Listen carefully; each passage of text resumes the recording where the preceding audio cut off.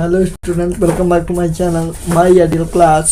Students, हम आपको बता दें कि हमने इसकी पीछे की क्लास में आपके वैद्युत ध्रुव के कारण अच्छी स्थिति का डेरिवेशन तथा निरक्षी स्थिति का डेरिवेशन करवाया था और हमें उम्मीद है कि आपने उन दोनों डेरिवेशनों को बहुत अच्छी तरह से तैयार कर लिया होगा।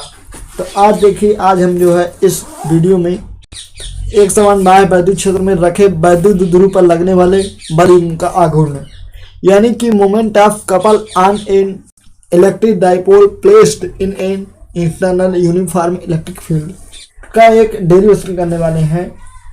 और ये जो डेरिवेशन है आपका, इसमें एक डिफिनीशन भी है और डेरिवेशन भी है। ये इस लेसन का लास्ट टॉपिक है और इसी टॉपिक के बाद जो है, इसी डेरिवेशन के बाद आपका ये लेसन पूरी तरह से कंप्लीट हो जाएगा। तो अब हम इस क्लास को शुरू करते हैं और इस क्लास को शुरू करने से पहले हम आपसे यही कहेंगे कि यदि आपने अभी तक हमारे इस चैनल को सब्सक्राइब नहीं किया तो चैनल को अभी के अभी सब्सक्राइब कर लीजिए और वीडियो को लाइक कर दीजिए, क्योंकि अब आपको ये समझ में आने लगे हैं और हमें उम्मीद भी होती है बढ़िया कि अब जो है आप जो है इनसे काफ़ी चीज़ें सीख पा रहे हैं। तो हम क्या करते हैं, अब क्लास को शुरू करते हैं। तो देखिए, जैसा कि हमने आपको टॉपिक का नाम बताया कि हम क्या पढ़ने वाले हैं, एक समान बाह्य वैद्युत क्षेत्र में रखे वैद्युत ध्रुव पर लगने वाले बल युग्म का आघूर्ण। तो हमें सबसे पहले क्या पता होना चाहिए, सबसे पहले हमें पता होना चाहिए एक समान वैद्युत क्षेत्र कि आखिरकार एक समान वैद्युत क्षेत्र क्या होता है। तो हमने आपको पीछे की क्लासों में बताया है, जब वैद्युत क्षेत्र पढ़ा रहे थे तो आपको दो तरह से वैद्युत क्षेत्र बताए थे कि एक होता है असमान वैद्युत क्षेत्र और एक होता है एक समान वैद्युत क्षेत्र। अब एक समान वैद्युत क्षेत्र क्या होता है, जहां पर वैद्युत बल रेखाएं एक समान होती हैं यानी बराबर होती हैं, पास पास होती हैं, वहां पे क्या होता है, वैद्युत क्षेत्र एक समान होता है। तो उसी पे हमें क्या देखना है, उसी पर हमें बल युग्म का आघूर्ण निकालना है। किसके कारण? वैद्युत ध्रुव के कारण। अब वैद्युत ध्रुव क्या है, ये भी चीजें आप पीछे पढ़ चुके हैं और इस वैद्युत ध्रुव से दो ठो डेरिवेशन भी आप कर चुके हैं। तो अब देखिए, सबसे पहले हम इसकी जो है कुछ चीजें सीख लेते हैं, फिर डेरिवेशन करते हैं। देखिए, सबसे पहले क्या है कि यदि हम किसी वैद्युत ध्रुव को एक समान वैद्युत क्षेत्र में रख दें, अभी हम आपको एक चित्र बनाएंगे और समझाएंगे, तो फिर आपको ये जो लाइनें हम पढ़ रहे हैं वो समझ में आएंगी। तो वैद्युत ध्रुव पर एक बल युग्म कार्य करने लगता है। यह बल युग्म वैद्युत ध्रुव को क्षेत्र की दिशा में संरेखित यानी अलाइन करने का प्रयत्न करता है। इसे प्रत्यानयन बल युग्म कहते हैं। अभी ये बात आपको समझ में नहीं आई तो आप परेशान न होइए, थोड़ा शुरू किए, हम आपको अगली स्लाइड में लेके चलते हैं और आपको समझाते हैं। देखिए, सबसे पहले हम करते क्या हैं, इस चित्र को समझते हैं कि आखिरकार ये जो चित्र बना हुआ है किस टाइप से बना, कैसे बना है ये चित्र। क्योंकि जितने भी आप डेरिवेशन करते हैं उन सब में मेन क्या होता है, उनका चित्र होता है। अब हम इसकी परिभाषा क्या देखें, इसकी परिभाषा हम ये देखें कि यदि हम किसी वैद्युत ध्रुव को एक समान वैद्युत क्षेत्र में रख दें, सबसे पहले क्या करते हैं, एक समान वैद्युत क्षेत्र बनाते हैं, फिर उसमें वैद्युत ध्रुव को रखते हैं। देखिए, ये क्या है, बल रेखाएं हैं जो क्या दर्शाएंगी, जो हमारे वैद्युत क्षेत्र को दर्शाएंगी, एक समान वैद्युत क्षेत्र को बताएंगी। यही तो बात हम पीछे पढ़े थे कि जहां पर वैद्युत बल रेखाएं पास पास होंगी, ना ज्यादा दूर होंगी ना ही ज्यादा नजदीक होंगी, बराबर होंगी, न छोटी होंगी ना बड़ी होंगी, तो वहां पे क्या होगा, वहां पे एक समान वैद्युत क्षेत्र होगा। इस तरह से हम इसको बना लेते हैं। मानिए ये हमारा वैद्युत क्षेत्र बन गया। अब कोई जरूरी नहीं कि आप इतनी लाइनें खींचे कि ज्यादा लाइनें खींचे। आप यदि छोटा चित्र बनाना चाहते हैं तो थोड़ी लाइनें खींचिए, बड़ा चित्र बनाना चाहते हैं तो ज्यादा लाइनें खींचिए। बस ये है, आप ये ना देखिए कि इसमें ज्यादा लाइनें हैं और इस पे कम लाइनें हैं। तो देखिए, और हम खींचे दे रहे हैं एक दो ठो।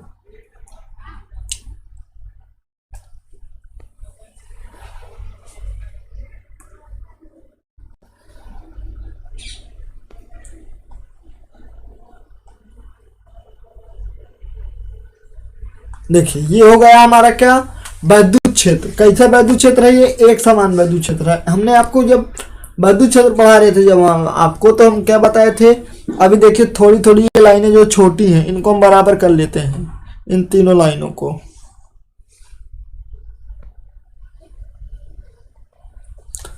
तो अब देखिए ध्यान से, ये तो हो गया एक समान वैद्युत क्षेत्र। अब एक समान वैद्युत क्षेत्र क्या होता है, ध्यान सुनिए कि जहां पर वैद्युत बल रेखाएं बराबर होती हैं, पास पास होती हैं, सीधी होती हैं, उन्हें हम क्या कहते हैं, ऐसे क्षेत्र को हम कहते हैं वैद्युत क्षेत्र। कैसा वैद्युत क्षेत्र, एक समान वैद्युत क्षेत्र। तो अब देखिए, ये तो हो गई बात इसकी। अब देखिए इस पे लिखा क्या है कि यदि हम किसी वैद्युत द्विध्रुव को एक समान वैद्युत क्षेत्र में रख दें। अब हमें इस वैद्युत क्षेत्र में क्या रखना है, एक ठो वैद्युत द्विध्रुव रखना है। तो हम पहले वैद्युत द्विध्रुव बना लेते हैं, फिर इस पे जो रखते हैं।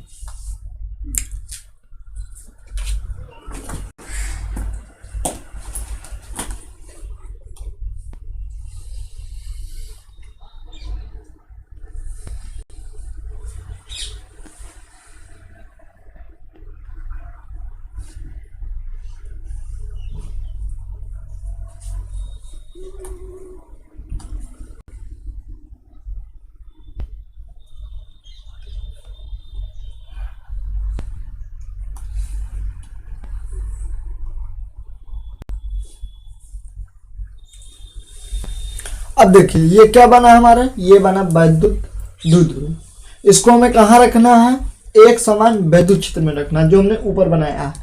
अब हम इसको उठाते हैं और इसको यहाँ पे रखते हैं। ऐसा आप अपनी कॉपी में नहीं कर सकते, क्यों, क्योंकि आपकी कॉपी डिजिटल नहीं है। लेकिन जो हमारा ये पेन टैब है और जो लैपटॉप है ये डिजिटल है। तो हम इसको क्या करते हैं, इस तरह पकड़ते हैं और इसको पकड़ के यहाँ पे रख देते हैं। ये रख गया, कहाँ रख गया, एक समान वैद्युत क्षेत्र में वैद्युत द्विध्रुव को रख दिया हमने। जो लाइन पहली कह रही थी हमारी, उस लाइन की शर्त हमारी पूरी हो गई। क्या कह रही थी कि यदि हम किसी वैद्युत द्विध्रुव को एक समान वैद्युत क्षेत्र में रख दें तो वैद्युत द्विध्रुव पर एक बल युग्म कार्य करने लगता है। अब ये लाइन आपको क्या रखनी है, याद रखनी है कि जब हम वैद्युत द्विध्रुव को एक समान वैद्युत क्षेत्र में रख देते हैं तो उस पर एक बल युग्म कार्य करने लगता है। यह बल युग्म वैद्युत द्विध्रुव को क्षेत्र की दिशा में संरेखित करने का प्रयत्न करता है। अभी इस पे कोई बल काम न करेगा। कब काम करेगा, अब देखिए ध्यान से। अभी जब ये रखा हुआ है इस तरह से, तो इस तरह में कोई बल युग्म काम नहीं करेगा। इसकी विशेष स्थितियां हम आगे आपको समझाएंगे क्यों नहीं करेगा। इसको हमें कहाँ रखना है, इसको हमें इस वैद्युत क्षेत्र में थीटा एंगल पे रखना है। थीटा कोण बनाते हुए रखना है इसको। तो इसको हम पकड़ते हैं और थीटा कोण पे रखते हैं।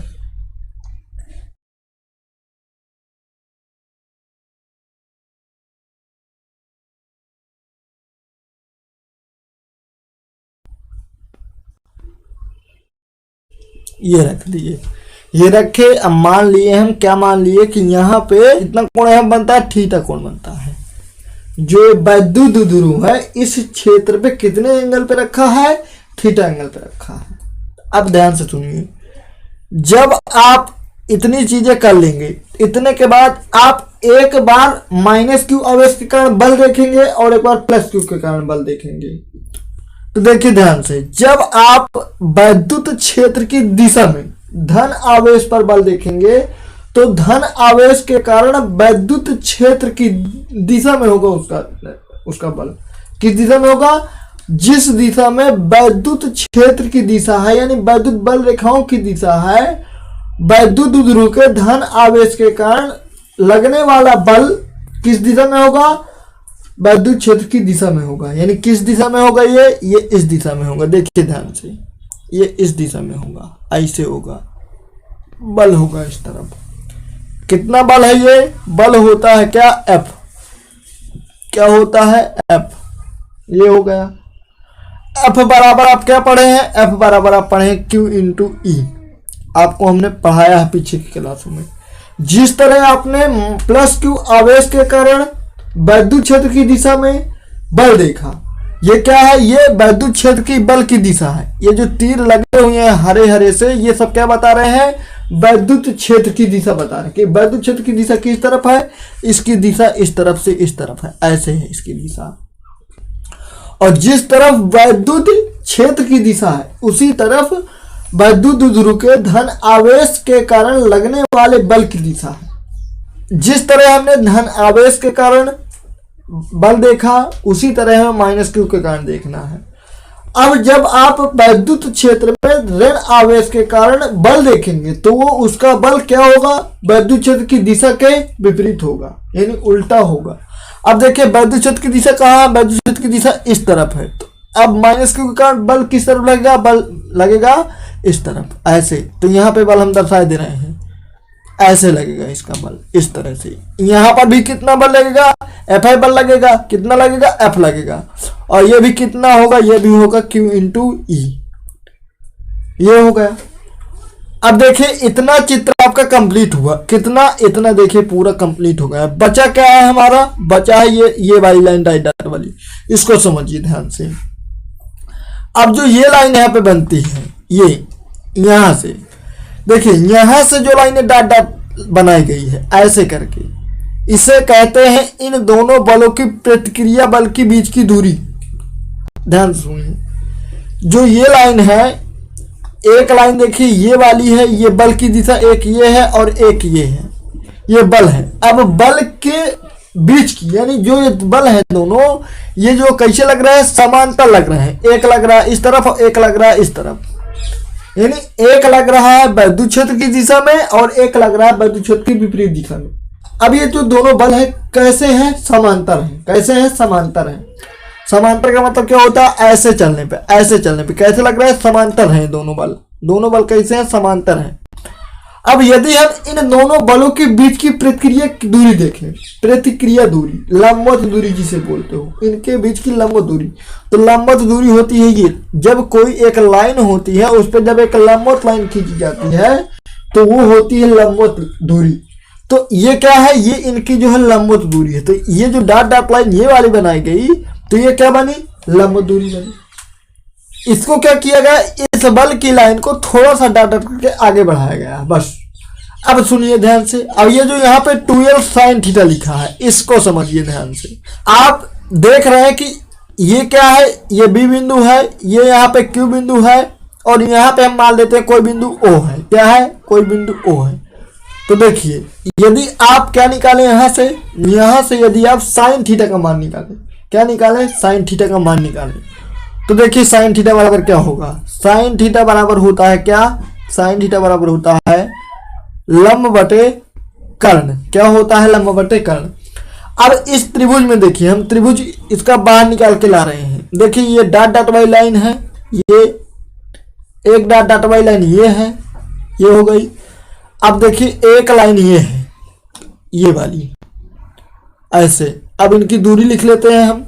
दूरी क्या है इनकी, इसकी दूरी है 2l, यहाँ पे है थीटा, इतना हो गया।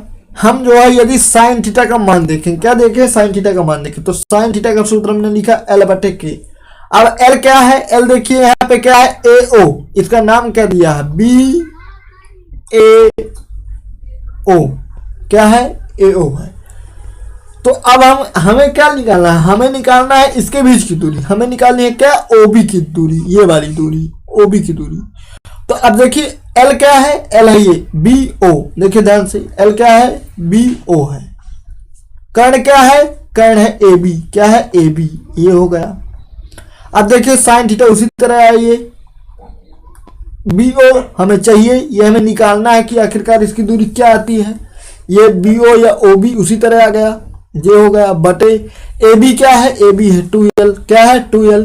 यदि आप इसके नीचे का बटा लगा दी तो क्या निकलेगा, BO बराबर आ जाएगा आपका क्या, 2l साइन थीटा। इस तरह से क्या निकली इसकी, इस तरह से इसके बीच की लंबवत दूरी निकला। किसके बीच की, प्लस क्यू आवेश तथा माइनस क्यू आवेश के बीच लगने वाले बलों की बीच की लंबवत दूरी क्या है, 2l साइन थीटा है। फिर से समझ लीजिए एक बार, आपका यहाँ पे क्या बना, चित्र बना है। चित्र आपको समझ में आया कि नहीं आया, चित्र बन गया। आपको क्या ध्यान देना है कि ये पूरा ध्रुव रखा गया कितने थीटा पर, थीटा कोण पर, कितने कोण पर, थीटा कोण पर। यहाँ पे क्या है, वैद्युत क्षेत्र की दिशा किस तरफ है, इस तरफ है, इस तरफ वैद्युत क्षेत्र की दिशा है। अब जो प्लस क्यू होता है, वैद्युत ध्रुव का जो प्लस क्यू आवेश होता है, उसकी द्वारा लगाए गए बल की दिशा वैद्युत क्षेत्र की दिशा में होती है।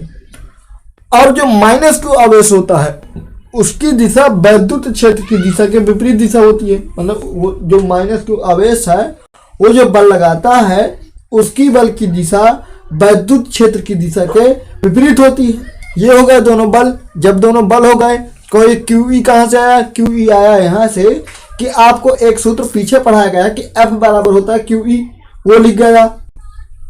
फिर इस बल की दिशा को, इसको थोड़ा सा डाट करके इसे क्या किया गया? बढ़ाया गया, आगे बढ़ाया गया। यहां से एक लाइन डाली गई। ये जो लाइन है ये क्या है? इन दोनों बलों के बीच की लंब दूरी है। आई बात समझ में? लंब दूरी है। अब ये हो गया। अब हमें क्या चाहिए? हमें लंब दूरी निकालनी थी। हमने क्या किया? साइन थीटा का सूत्र लगाया। साइन थीटा बराबर क्या होता है? L/K होता है। L क्या है हमारा? L है यानी लंब। लंब क्या है? इस पे लंब है हमारा OB है या BO है, चाहे आप जो लिख दीजिए। ये हो गया। कर्ण क्या है? कर्ण हमारा AB है। ये हो गया। साइन थीटा उसी तरह लिख दिया हमने यहाँ, और OB उसी तरह लिख दिया। क्यों? क्योंकि हमें क्या चाहिए? हमें ये चाहिए, लंब चाहिए। लंब का नाम क्या है? OB है, ये BO है। के क्या है? के यानी कर्ण। कर्ण क्या है? यहाँ पे कर्ण है। ये कर्ण का मान क्या दिया? 2L। हमें क्या चाहिए था? हमें चाहिए था BO। एक का बटा लगा इसके नीचे, इसका गुण इससे करा दिए, ये निकला, और साइन थीटा गुण हो गया 2L में, तो क्या बन गया? BO बराबर या OB बराबर क्या निकला है? 2L sine theta. यानी इन दोनों बलों के बीच की जो लंबवत दूरी है क्या है? 2L साइन थीटा है। क्या है? 2L sine theta. अब जितना आपने इसके साथ किया, चित्र बनाने में जितना आपने किया है, उसको थोड़ा सा हमें हिंदी से समझना है और उसकी हिंदी थोड़ी सी लिखनी है। देखिए, माना कि एक वैद्युत ध्रुव एक समान वैद्युत क्षेत्र ई में क्षेत्र से थीटा कोण बनाते हुए रखा गया है। जैसा कि हमने आपको चित्र बनाया और बताया कि जो वैद्युत ध्रुव था उसको वैद्युत क्षेत्र में कैसे रखा गया? थीटा कोण पे बनाते हुए उसको रखा गया है। इस वैद्युत क्षेत्र को समांतर बल रेखाओं द्वारा दिखाया गया है। हमने आपको क्या बताया कि ये जो लाइनें खींची गई हैं ऐसे, ये जो बल रेखाएं हैं समांतर रेखाओं द्वारा जो वैद्युत क्षेत्र को दर्शाया गया है। ये हो गया। माना कि वैद्युत ध्रुव के आवेश +Q और -Q है, ये बात आपको पता ही है, तथा इनके बीच की दूरी 2L है। वैद्युत क्षेत्र E के कारण +Q आवेश पर एक बल F यानी QE वैद्युत क्षेत्र की दिशा में हमने आपको क्या बताया अभी कि जो +Q आवेश है वैद्युत क्षेत्र की दिशा में बल लगा रहा है, तथा -Q आवेश पर उतना ही बल क्षेत्र की विपरीत दिशा में लगता है। यह भी हमने आपको बताया कि जो -Q आवेश है वैद्युत ध्रुव का, वो वैद्युत क्षेत्र की दिशा के विपरीत बल लगा रहा है। ये हो गया।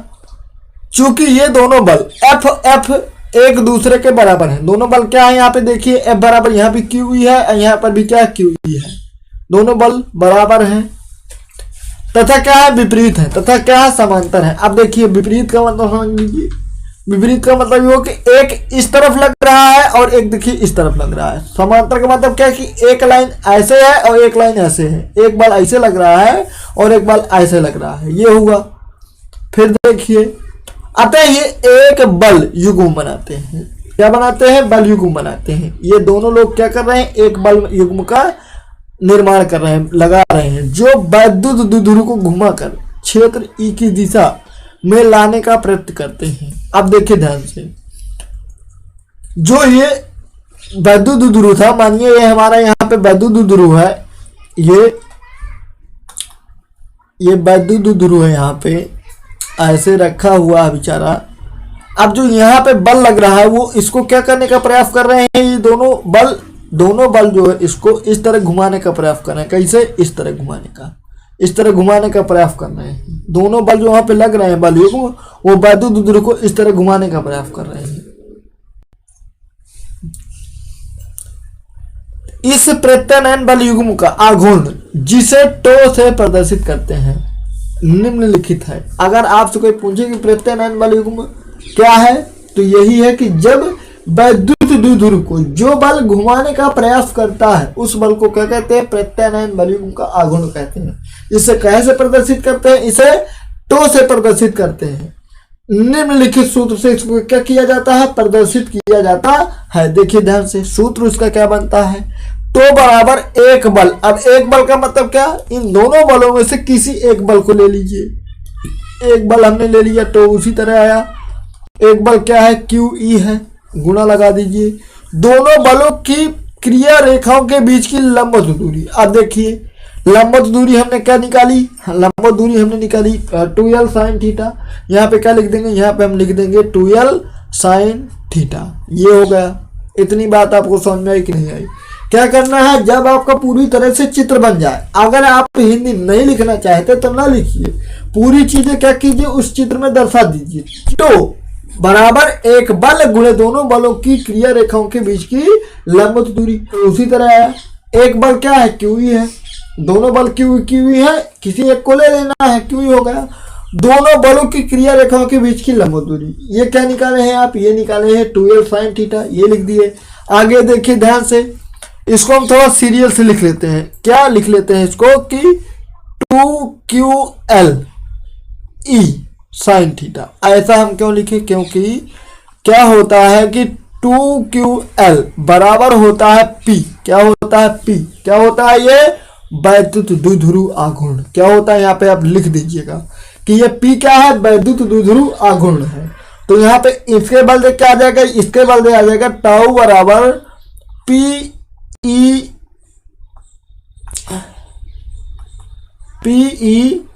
sin theta. क्या जाएगा, PE sin थीटा। और यही क्या है आपका बल युग्म का आघूर्ण का सूत्र है।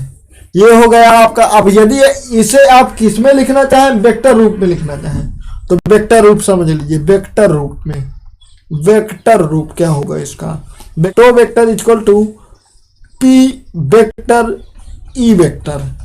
क्यों, क्योंकि आपने कक्षा 11वीं में पढ़ा है, क्या पढ़ा है, वेक्टर सदिश, कि जहां पर भी sin थीटा लगा रहता था, sin थीटा जाता था और उन सदिशों पे क्या लग जाता था, वेक्टर लग जाता था।